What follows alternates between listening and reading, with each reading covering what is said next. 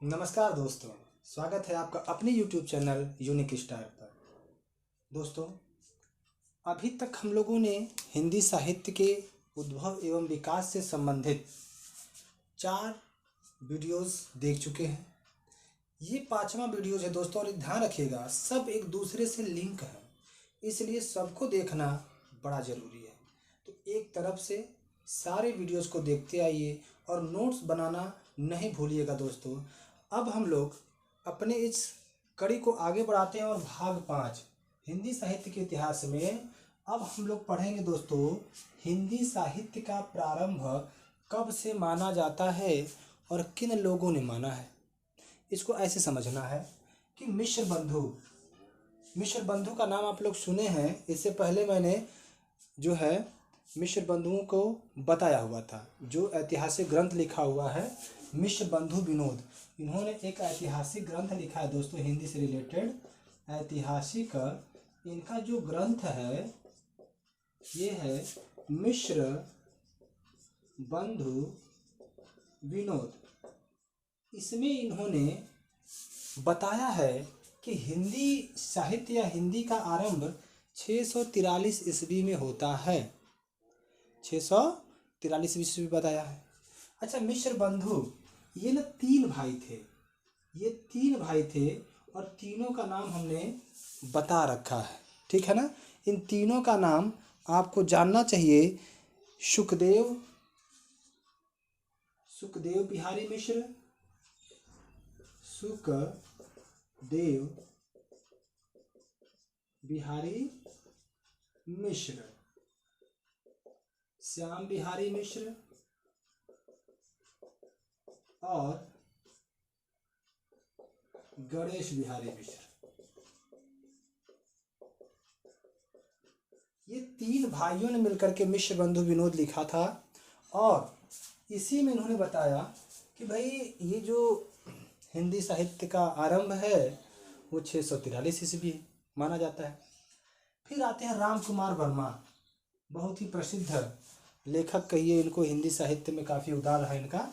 राम कुमार वर्मा 693 ईस्वी में इन्होंने इसको लिखा था। 693 ईस्वी में दोस्तों इन्होंने लिखा था और इन्होंने हिंदी साहित्य का आलोचनात्मक इतिहास लिखा था।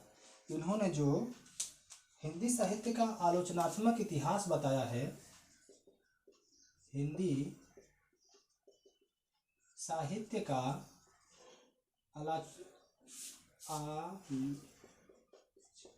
आलोचनात्मक इतिहास, यह इनकी ग्रंथ है दोस्तों।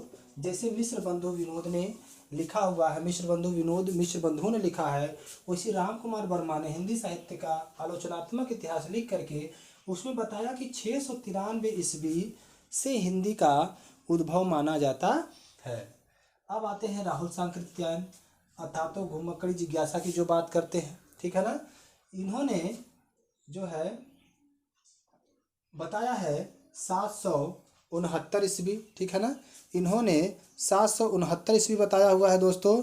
और इन्होंने हिंदी काव्य धारा नामक ग्रंथ लिखा हुआ है। हिंदी काव्य धारा, इन्होंने यह ग्रंथ लिखा और इसमें बताया कि भाई 769 ईस्वी 769 ईस्वी में जो है हिंदी साहित्य का आरंभ माना जाता है। उसके बाद आइए डॉक्टर नागेंद्र की बात कर लेते हैं। इन्होंने भी 769 ईस्वी ही माना है। जो डॉक्टर नागेंद्र हैं इन्होंने भी 769 ईस्वी माना है दोस्तों, ध्यान रखिएगा। उसके बाद ग्रियर्सन है। ग्रियर्सन, अच्छा देखिए, ग्रियर्सन और गार्सा द तासी दोनों में अंतर याद रखिएगा। ग्रियर्सन और गार्सा द तासी में याद रखिएगा अंतर। द मॉडर्न जो है वर्नाकुलर के बारे में लिखा है ग्रियर्सन ने, जबकि इंदुई के बारे में लिखा है किसने, गार्सा द तासी ने। तो इन्होंने अपने ग्रंथ में बताया है कि भाई 700 ईस्वी में हिंदी साहित्य का आरंभ होता है। उसके बाद आचार्य रामचंद्र शुक्ल, हिंदी साहित्य का इतिहास, इन्होंने लिखा है हिंदी साहित्य का इतिहास, बड़ा ही पॉपुलर और सही तौर पे देखा जाए तो वैज्ञानिक दृष्टि से यह हिंदी साहित्य का पहला ग्रंथ माना जाता है जो उसके क्रम और काल के बारे में बताता है।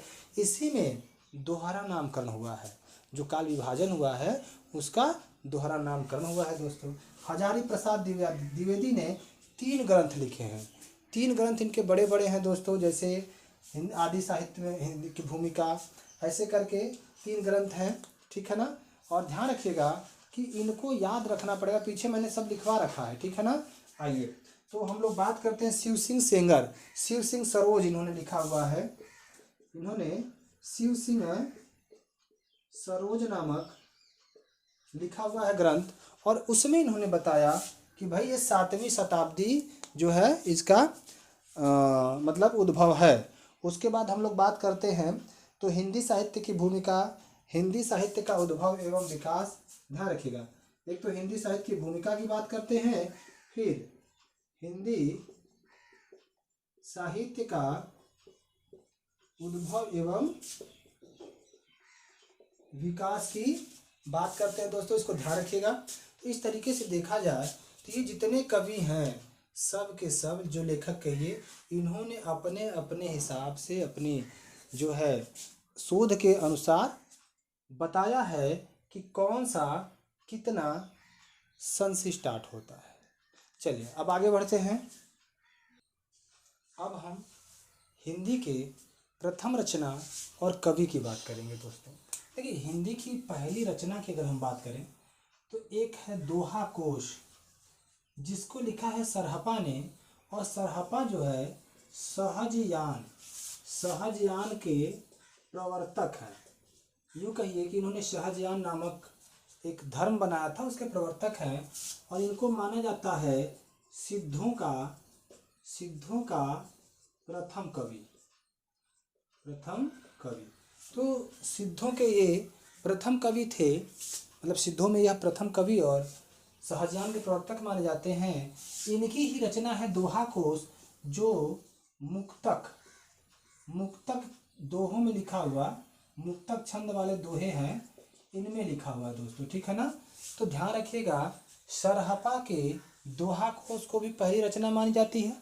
और बहुत से विद्वान श्रवकाचार, जो दोहों से श्रावक धर्म का वर्णन है, इसको मानते हैं दोस्तों, इसको हिंदी की पहली रचना या पुस्तक मानी जाती है। श्रवकाचार को हिंदी की पहली रचना या पुस्तक मानी जाती है, इसको ध्यान रखिएगा। अब रही बात कि इसको लिखा किसने है, तो देवसेन ने लिखा है। श्रवकाचार को लिखने वाले हैं देवसेन। तो देवसेन की पुस्तक जो है यह श्रवकाचार है, जो दोहों से श्रावक धर्म के वर्णन की बात करता है और हिंदी की पहली रचना या पुस्तक मानी जाती है। तो एकदम अच्छे से याद रखिएगा, एक दोहा कोश, एक श्रवकाचार, जो ऑप्शन में होगा उसे हमें क्लिक करना है। ध्यान रखिएगा, दोहा कोश श्रवकाचार, दोहा कोश सरहपा और श्रवकाचार देवसेन दोस्तों, ध्यान रखिएगा।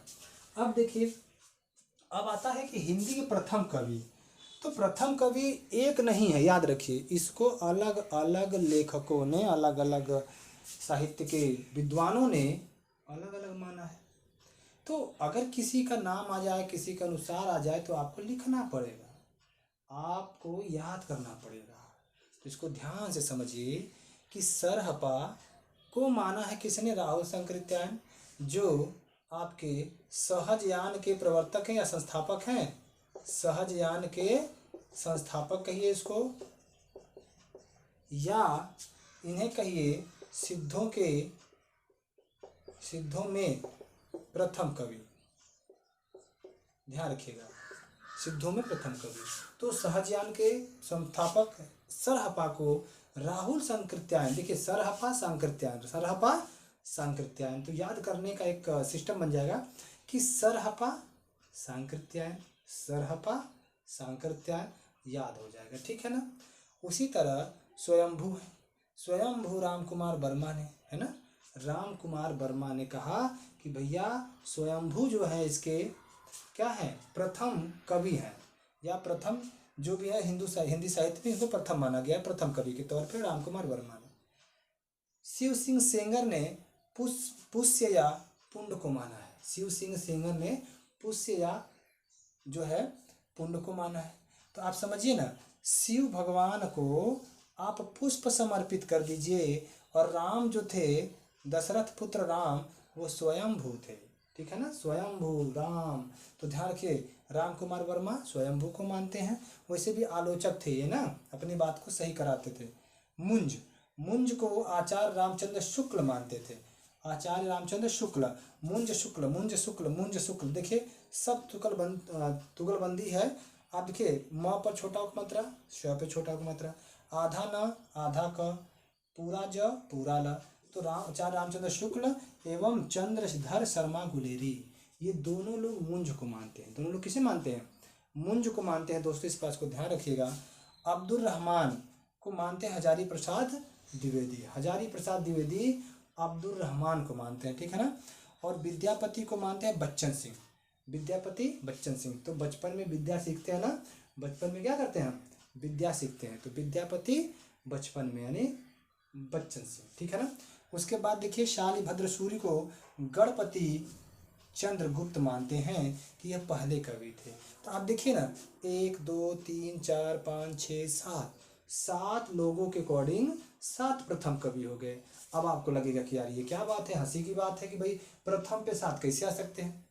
तो वो ऐसे आ सकते हैं कि भाई जिसको जिसने माना उसके अनुसार हम बात कर रहे हैं ना, जिसको जिसने माना उसके अनुसार हम बात कर रहे हैं कि भाई साहब 7 लोगों ने 7 को माना। जैसे आपको मैंने दिखा दिया, सरहप्पा को राहुल शंकर त्याग ने, स्वयंभू को राम कुमार वर्मा ने, पुष्य या पुंड को शिव सिंह सेंगर ने, मुंज को आचार्य रामचंद्र शुक्ल ने, चंद्रधर शर्मा गुलेरी ने, अब्दुल रहमान को हजारी प्रसाद द्विवेदी एवं विद्यापति को बच्चन सिंह ने, और शालिभद्र सूरी को गणपति चंद्र गुप्त ने माना है। ठीक है। तो अब इसी तरह हमें याद रखना है दोस्तों कि बच्चन की बात करेंगे तो विद्या चाहिए, राम की बात करेंगे राम कुमार वर्मा की तो स्वयंभू। ठीक है। शिव की बात करेंगे तो पुष्य या पुंड। ठीक है ना। तो इसको ध्यान रखिएगा। इन कवियों के द्वारा जब काल विभाजन की हम लोग बात करते हैं तो काल विभाजन में सबसे पहला नाम आता है ग्रियर्सन का, क्योंकि इन्होंने सबसे पहले 1888 में ही the modern vernacular literature of Hindustan नामक एक हिंदी उपन्यास का ग्रंथ लिखा था। अब इसमें अगर आप देखें इसको, तो इसमें इन्होंने कहा चारण काल, मोस्ट इंपॉर्टेंट दोस्तों, इनका यही याद रखना है, चारण काल। चारण काल से तात्पर्य ये है कि प्रश्न इनका आता है ना कि पहली बार चारण काल के रूप में किसने बांटा? तो ग्रियर्सन ने बांटा। फिर इन्होंने कहा 15वीं सदी का धार्मिक पुनर्जागरण, फिर कहा जायसी का प्रेम कविता, ब्रज का कृष्ण संप्रदाय, मुगल दरबार, तुलसीदास, रीति काव्य। इनका रीति काव्य भी याद रखिए, क्योंकि रीति काव्य बांटने वाले भी सर्वप्रथम यही है। तुलसी के परिवर्ती कवि, फिर 18वीं सदी, कंपनी के शासन में हिंदुस्तान, विक्टोरिया के शासन में हिंदुस्तान, और विविध अशक्त कवि। कुल मिलाकर के इनके में 2 ही याद रखना है, एक रीति काल और रीति काव्य और एक चारण काल, क्योंकि और सारी बातें तो काल विभाजन न लग के पाठों के नाम लगते। तो ये आलोचना होती है इनकी कि ये काल विभाजन कम, पाठों के नाम ज़्यादा लिखे। थोड़ा सा उसमें सुधार करके मिश्र बंधुओं द्वारा काल विभाजन किया गया। और आपको पता है कि मिश्र बंधुओं की पुस्तक कौन सी है?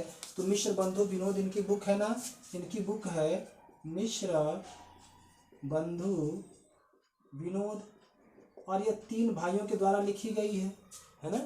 तो ध्यान रखिएगा, इसमें इन्होंने 5 भागों बांटा है। आरंभिक काल को इन्होंने पूर्व आरंभिक काल और उत्तर आरंभिक काल करके 643 से शुरू किया था इन्होंने। भाई हिंदी की शुरुआत तो 643 मानी है, अथवा 700 में दिया हुआ है, सिर्फ 1343 तक। फिर उत्तर वाला 1344 से 1444 तक।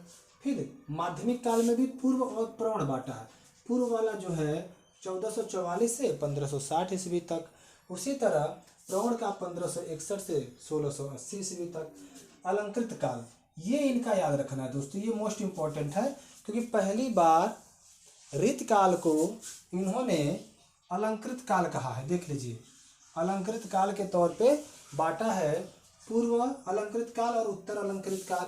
पूर्व अलंकृत काल की बात करें तो 1681 से 1790 तक, और उत्तर अलंकृत काल की बात करें तो 1791 से 1889 तक। परिवर्तन काल, इसको इन्होंने दो भागों में नहीं बांटा है, इसको 1890 से 1925 तक इन्होंने बताया है, और वर्तमान काल नहीं बांटा इन्होंने 1925 से लेके अब तक। तो मिश्र बंधु और जॉर्ज ग्रियर्सन के द्वारा काल विभाजन हमने देखा। आगे बढ़ते हैं रामचंद्र शुक्ल के पास। इन्होंने जो काल विभाजन किया है, जो इनकी पुस्तिका है हिंदी साहित्य का इतिहास, जिसको 1929 में और लास्ट में बुक के तौर पे 1940 में इसको प्रकाशित किया गया था, और ये एकमात्र विद्वान हैं जिन्होंने दोहरा काल विभाजन किया था। एकमात्र ऐसे विद्वान दोस्तों जिन्होंने दोहरा काल विभाजन किया था, और इसी को हम वैज्ञानिक दृष्टि से हिंदी का पहला साहित्यिक इतिहास मानते हैं। ठीक है, और आप देख रहे हैं कि दोहरा काल विभाजन कैसे किया इन्होंने। आदिकाल को वीर गाथा काल कहा है, पूर्व मध्यकाल को भक्ति काल कहा है, उत्तर मध्यकाल को रीति काल कहा गया है, और आधुनिक काल को गद्य काल कहा गया है। तो आप देख रहे हैं दो दो नाम दे दिया गया है दोस्तों। अच्छा देखिए, इन्होंने विक्रम संवत में लिखा है। विक्रम संवत का मतलब होता है कि ईस्वी में 57 साल जोड़ दीजिए। अगर आप किसी भी ईस्वी में प्लस 57 साल कर देते हैं तो ये क्या बन जाएगा, विक्रम संवत बन जाएगा। कैसे, मान लीजिए 2023 चल रहा है, इसमें 57 जोड़ दीजिए तो आप देखेंगे कि 07 यानी कि 2070 ये क्या चल रहा है इस समय, विक्रम संवत चल रहा है। तो याद रखिए विक्रम संवत का मतलब कि 57 साल आप आगे हो। ठीक है ना। तो देखिए 2023 में हम 57 जोड़े तो 2070 में पहुंच गए। तो यानी कि हमारे यहाँ अगर विक्रम संवत इस समय का पूछेगा तो 2070 बताएंगे। ठीक है, और ईस्वी पूछेगा तो कितना बताएंगे, 2023 बताएंगे। ठीक है ना। आगे बढ़ते हैं। अब देखिए ये आदिकाल और वीरगाथा काल, इन्होंने कहा कि भैया 1050 से 1375 ईस्वी तक, क्योंकि इन्होंने शुरुआत ही 1050 विक्रम संवत माना है। अगर घटा देंगे तो लगभग 957 है ना, 97 जो है आ जाएगा ये, तो 993। तो याद रखिएगा आदिकाल या वीरगाथा काल को 1050 से 1375 तक माना है। पूर्व मध्यकाल या भक्ति काल 1375 से 1700 तक माना है। अब देखिए इसी के अंतर्गत कबीर, सूर, तुलसी, रैदास, जितने भी सूफी कवि हैं जो बात करते हैं, सब के सब इसमें आ जाते हैं। उत्तर मध्यकाल को रीतिकाल कहते हैं, और यह आपका 1700 से 1900 विक्रम संवत तक है। आधुनिक काल यानी गद्य काल 1900 से अब तक है, और इन्होंने माना है कि प्रथम उत्थान 1868 से 1893 तक था, और द्वितीय उत्थान 1893 से 1918 विक्रम संवत तक था। अच्छा देखिए, अभी हमने बताया था कि ग्रियर्सन जो है, ग्रियर्सन के दो हमने याद किया था, एक रीतिकाल और एक पहला वाला। ठीक है ना। अब उसी के साथ हम लोग बात करते हैं रामकुमार वर्मा। इन्होंने क्या किया कि जो आदिकाल या वीरगाथा काल है इसको संधि काल कह दिया। क्या कह दिया, संधि काल। बड़ा इंपॉर्टेंट है, पूछता है दोस्तों, ध्यान रखिएगा, ये बिल्कुल पूछता है, संधि काल, ध्यान रखिएगा। और इन्होंने भक्ति काल, चारण काल, हालांकि भक्ति काल उन्होंने दिया है, इन्होंने संधि काल और चारण काल दो रख दिए हैं, किसमें, आदि काल में। आदि काल में ही संधि काल और चारण काल। सन में परिवर्तन थोड़ा सा है कि 750 यानी पीछे चले गए 1000 तक, और 1000 से 1375 तक। तो लगभग आदि काल या वीरगाथा काल का जितना सन है वहीं तक पहुंच गया, कौन सा, संधि काल और चारण काल। तो कभी कभी पूछता है कि आदि काल या वीरगाथा काल को संधि काल और चारण काल में किसने बांटा है, तो ये रामकुमार वर्मा ने बांटा है।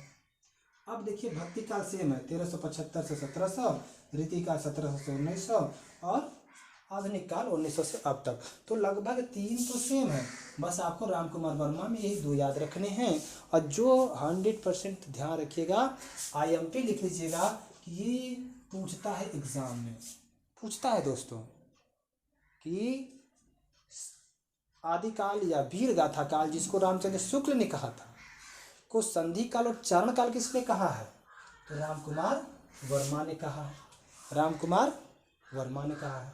और इसी रीति काल को मिश्र बंधुओं ने श्रृंगारी काल कहा था, भाई मिश्र बंधुओं ने कहा था। तो इसको ध्यान रखना है। और रीतिकाल को रीतिकाल कहने वाले पहले हैं ग्रियर्सन साहब। तो आप देखिए, मैंने 4 कवियों के द्वारा काल विभाजन के बारे में बात कर ली। अब एक है नगरी प्रचारणी सभा, उसके माध्यम से देख लेते हैं क्या होता है। नगरी प्रचारणी सभा जो है, इसने दोस्तों कई भागों में बांट दिया है, और यही याद रखना है, ध्यान रखिएगा। एक तो रामचंद्र शुक्ल जी का और एक नगरी प्रचारणी सभा का, क्योंकि ये आप देख रहे हैं ना, भारतेंदु युग, द्विवेदी युग, छायावाद, प्रकृतिवाद, प्रयोगवाद, नई कविता, साठोत्तरी कवि। तो इस तरीके से आप देखेंगे तो आप पाएंगे कि इन्हीं को हमें याद रखना है, ठीक है ना। अब देखिएगा, थोड़ा सा आगे चलते हैं, और इसमें साठोत्तरी कवि नहीं दिख रहा है, चलिए हम दिखा देंगे लास्ट में, या तो लिख देते हैं इसको ऊपर, ठीक है। ये दिख नहीं रहा है, इसको हम ऊपर कर देते हैं ताकि दिखे। यहाँ पर ध्यान रखिएगा, जो लास्ट है साठोत्तरी कवि, और यह दोस्तों 1960 एवं इसके बाद है। साठोत्तरी का मतलब ये होता है 60 के बाद, ठीक है ना। अब इसको ऐसे समझना है, नगरी प्रचारणी सभा जिसकी स्थापना 16 जुलाई सन 1893 में होती है। तो इस डेट को याद रखिएगा, 1893 16 जुलाई। कैम्ब्रिज हिस्ट्री ऑफ इंग्लिश के आधार पर, मतलब कैम्ब्रिज जो विश्वविद्यालय है वहाँ पर हिस्ट्री ऑफ इंग्लिश के आधार पर हिंदी की बात करने के लिए इसकी स्थापना होती है। इसकी पत्रिका थी दोस्तों जो 1896 में चली थी, नगरी प्रचारणी पत्रिका, और ग्रंथ है हिंदी साहित्य का बृहद इतिहास। इसमें कुल भाग 16 है। तो ध्यान रखिएगा, अगर हिंदी साहित्य का बृहद इतिहास पूछे तो किसको बताएंगे? नगरी प्रचारणी सभा को, जिसमें कुल भाग 16 है। हिंदी साहित्य का इतिहास पूछे तो रामचंद्र शुक्ल को बताएंगे। अगर पूछे हिंदी साहित्य की भूमिका, उद्भव एवं विकास, हिंदी साहित्य का उद्भव एवं विकास, तो किसको बताओगे? हजारी प्रसाद द्विवेदी को बताएंगे। आप समझ रहे हैं ना? सारी बातें आप समझते रहिए बड़े इत्मीनान से। द मॉडर्न जो है वर्नाकुलर लिटरेचर ऑफ हिंदी पूछे हिंदुस्तान की, तो ध्यान रखिएगा जॉर्ज ग्रियर्सन को बताइएगा। गारसा द तासी वाला इंदुई करके है ना, थोड़ा सा नाम मिस हो रहा है, ध्यान रखिएगा इसको। अब देखिए, इन्होंने आदिकाल, भक्तिकाल, रीतिकाल, आधुनिक काल, आदिकाल को 650 से 1350 ईस्वी लिखा है, और भक्तिकाल को 1350 से 1650 ईस्वी में लिखा है, और रीतिकाल को 1650 से 1850 ईस्वी में लिखा है, और 1850 से अब तक आधुनिक काल। यही जो 1850 है, इसी को लेकर के आगे जब बढ़ेंगे तो भारतेंदु युग 1850 से 19 तक, ठीक है ना। भारतेंदु हरिश्चंद्र की बात है ना। निज भाषा उन्नति है सब उन्नति को मूल, पै निज भाषा ज्ञान की मिटी नहीं ये किसूल। तो ऐसे भारतेंदु हरिश्चंद्र ने कई रचनाएं की हैं, और इनको 1850 से 1900 तक माना जाता है। उसके बाद आप देखेंगे दोस्तों तो द्विवेदी युग लिखा हुआ है ना। द्विवेदी युग हजारी प्रसाद द्विवेदी, महावीर प्रसाद द्विवेदी, देख रहे हैं ना। तो ध्यान रखिएगा, द्विवेदी युग 1900 से 1920 तक है। छायावाद 1918 से 1936 तक है। अब इसकी आरंभ कब से माना जाता है, जैसे हम आगे पढ़ेंगे, आगे सब कुछ बताऊंगा। अभी एक एक काल के बारे में एक एक जो प्रश्न बनते हैं ना, पूरे भारत या विश्व के किसी भी एग्जाम में हिंदी से जो प्रश्न बनते हैं वो सब आपको मिलेंगे दोस्तों। तो आप देख रहे हैं, भारतेंदु युग 1850 से 1900, द्विवेदी युग 1900 से 1920, छायावाद यह झरना से इसका आरंभ माना जाता है 1918 से 1936 तक। प्रकृतवाद 1936 से 1943 तक। ये देखिए, ये सब आज़ादी की लड़ाइयाँ लड़ी जा रही हैं। प्रयोगवाद 1943 से 1951 तक, और नई कविता 1951 से 1960। उसके बाद साठोत्तरी कवि आते हैं दोस्तों 1960 एवं इसके बाद। अब यहाँ पूरी तरह से जो काल विभाजन है, लगभग मैंने 5 लोगों के हिसाब से बता दिया। ग्रियर्सन, मिश्र बंधु, आपके रामचंद्र शुक्ल साहब हो गए, आपका काशी नगरी प्रचारणी सभा हो गया, राम कुमार वर्मा जी हो गए। राम कुमार वर्मा और आचार्य रामचंद्र शुक्ल का मैच करता है वो, बस 2 ही याद रखना है, संधि काल और चारण काल दोस्तों। तो आज के लिए इतना ही। जय हिंद, जय भारत दोस्तों।